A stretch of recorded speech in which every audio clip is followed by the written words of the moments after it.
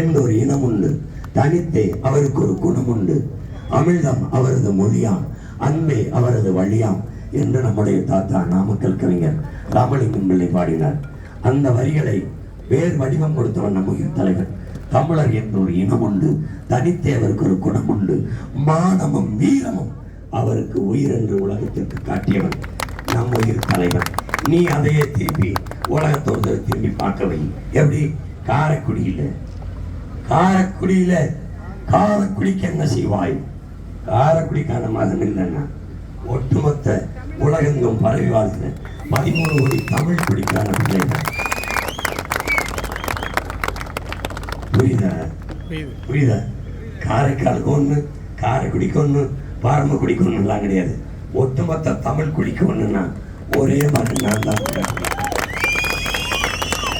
அதனால என்னைய மேடையில இருந்து பேசிட்டு இறங்கும்போது ஒரு அம்மா கட்டி பிடிச்சு இப்படி கண்ணத்தை தடவை ஆளுங்க. ஐயா இப்படி கத்தி கத்தி சாயிடுங்க வேறையா சாமி அம்மா என்ன நினைச்சு பாருந்தாத. எனக்கு முன்னாடி நிறைய பேர் ரத்தம் சிந்திட்டான் எனக்காக, என் நாட்டுக்காக, மக்களுக்காக. உன் மையன் நான் வெறும் வேர்வை தான் சிந்துறேன். எனக்கு முன்னாடி என் கண்ணு முன்னாடி நிறைய பேர் உசுரை கொடுத்துட்டான். நான் தமிழங்கிற உணர்வை மட்டும்தான் கொடுத்து கத்திக்கிட்டு இருக்கேன். என்னை நினைச்சுக்கிட்டு கவலைப்படாத. சிறுசெல்லாம் தாய் சாமி எப்படியாவது ஜெயிச்சிரு. நான் என்ன நினைக்கிறேன், என் ஒரு ஓட்டு ஜெயிச்சிரும்னா நான் ஜெயிச்சிருவேன். நிறைய ஓட்டு தேவைப்படுவேன். சின்ன சின்ன பிள்ளைய காசை சேர்த்து வச்சு கொடுத்துட்டு, பெரியப்பா எப்படியாவது ஜெயிச்சு வந்துருங்க, எங்களுக்காவது ஜெயிச்சு வந்துருங்கன்னு சொல்லும்போது மனசு வலிக்குது. வெள்ளம் மாற்று கட்சி, நம்ம ஏற்கிற கட்சி, எதிர்க்கிற கட்சி, எல்லா கட்சியும் சொல்லு சீமான் சட்டசபைக்குள்ள போய் பேசணும், சட்டசபைக்குள்ள போய் பேசணும். ஏன் பேசணும்? நான் ஒருத்தன் தான் பேசணும். மாண்புமிக்க பேரவைத் தலைவர் அவர்களே அப்படியே மொத்தம்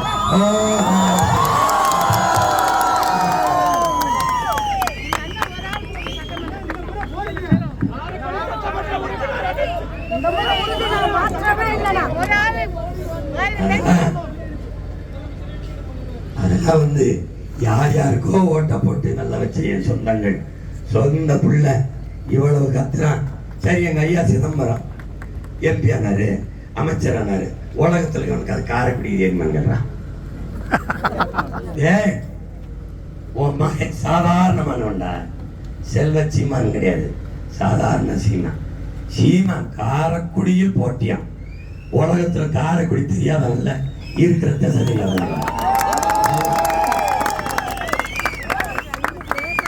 தெரியாதா? என் மக்கள் கவனிக்காம இருப்பாங்க. திரும்ப திரும்ப என் சொந்தங்கள்கிட்ட சொல்றது ஒண்ணுதான், சாதிதான் வேணும்னு நினைச்சீங்கன்னா எனக்கு போடாத.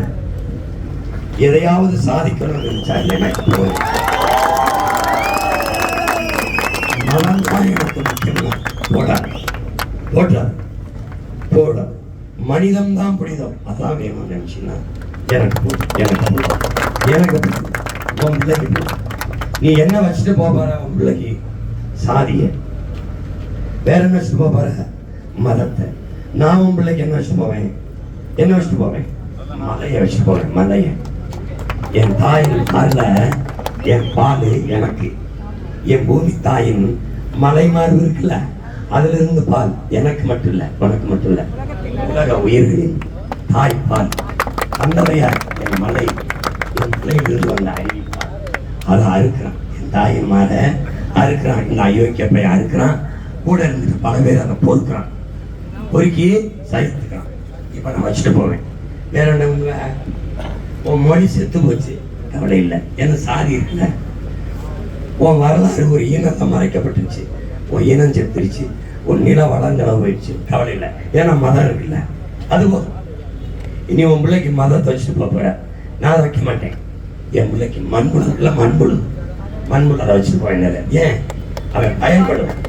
பூமிய 40,000 முறை தன் வாழ்நாளில் விழுகிறான். இது நீண்டு புழு. உன் மதம் எனக்கு என்ன பண்ணுது?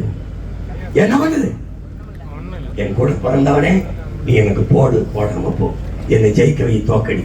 புதுசா நான் தோற்றவன் இல்லை, 4 முறை தோற்றவன், தோல்வியை துவண்டவன் இல்லை.